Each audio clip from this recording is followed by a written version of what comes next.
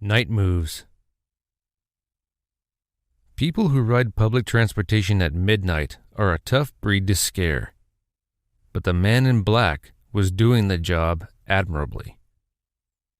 He was just sitting there, head down, in a seat by the door connecting the tram car to the next one. And there wasn't anything extremely horrible about him, but no one was sitting within 10 feet. Women with babies on their hips were standing up, holding on to the metal poles running throughout the car with white-knuckle grips. You could see a clear resemblance between mother and child from the matching frightened looks in their wild eyes. Men in business suits stood cheek against jowl with near-homeless alcoholics and construction workers back from the strip. All of them crowded together and looking down the car at the inexplicably nightmarish figure of the man sitting there in his own cloud of fright. What was it about him that had disturbed all of these tired commuters, causing even old Bailey, the drunk who always slept here as the tram went round and round the city, until he was rousted by security officers with hurry-up sticks, to move down the car and get away from him? It was hard to say. The man in black was dressed in a black hoodie, the hood pulled up over his head, and casting his face in shadow that no one could pierce, and a black leather jacket with not a single trace of silver buckles or zippers to be seen, and black jeans that clung to his big thighs almost like a second skin, heavy black engineer's boots, and black gloves. There wasn't a trace of skin to be seen anywhere on him. And there didn't seem to be any eyes in the shadow of that hood, but just a sort of null, as if he didn't really exist. It was like they were riding the tram with death, and everyone felt it.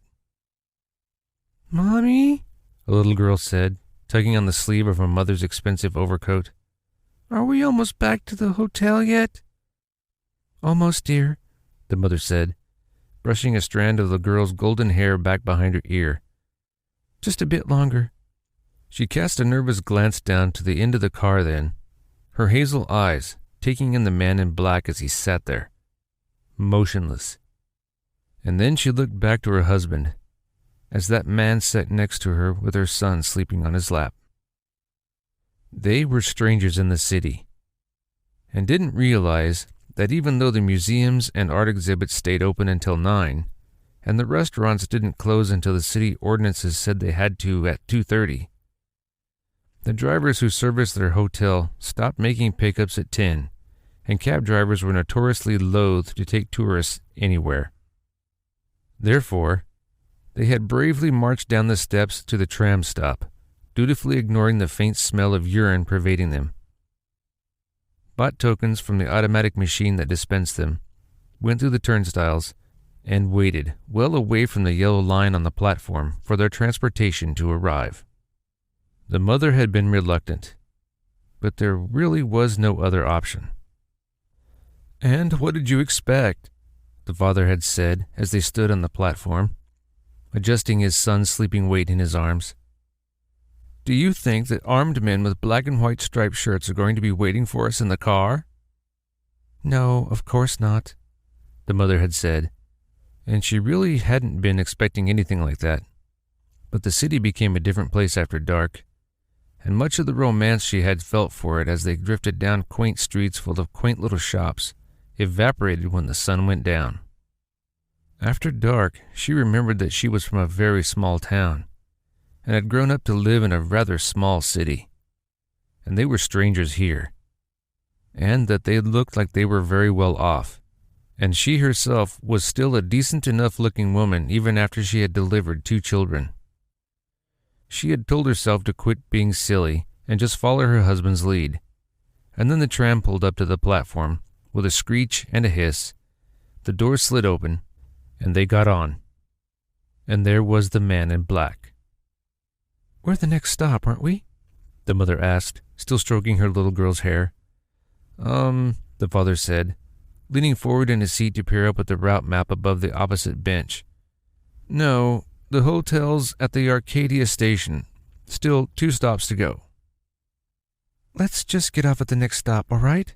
the mother said. "It can't be that far. We'll just walk to the hotel, all right?" "What, because of him?" the father said, jerking his thumb at the man in black while the other commuters shifted their eyes back and forth from him to the man speaking. "That seems a bit silly, doesn't it?" "Yes, it seems a bit silly," the mother replied in a hissing whisper. "Let's just do it, all right? He scares me, Bill." The father opened his mouth to reply. But, just then, a woman a few seats away from them, dressed in the uniform of a hotel maid, screamed, her hands pressed over her mouth and her eyes seeming to bulge out of her head. The man in black stood up. His butt made a wet, peeling sort of sound as it separated from the seat.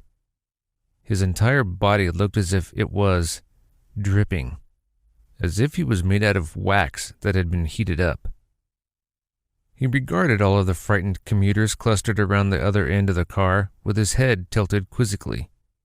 And even under the bar of lights running directly overhead, he still didn't seem to have any eyes.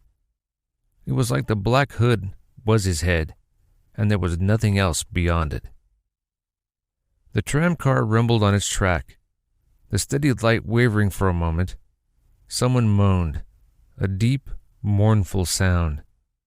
The young woman in the hotel maid uniform pulled a medallion out of her blouse and started praying over it fervently in a foreign tongue.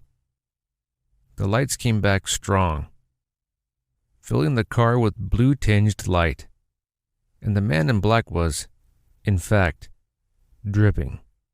Long tendrils of black ooze were dripping from his fingers, which were spread wide and pointed down at the floor, and a puddle of black slime was spreading from under the big soles of his boots. The dark pool spread out along the floor, toward the other passengers, while the tram thundered through the underground of the dark city. With a hiss and a crackle, the long bar of lights running along the tram ceiling went out.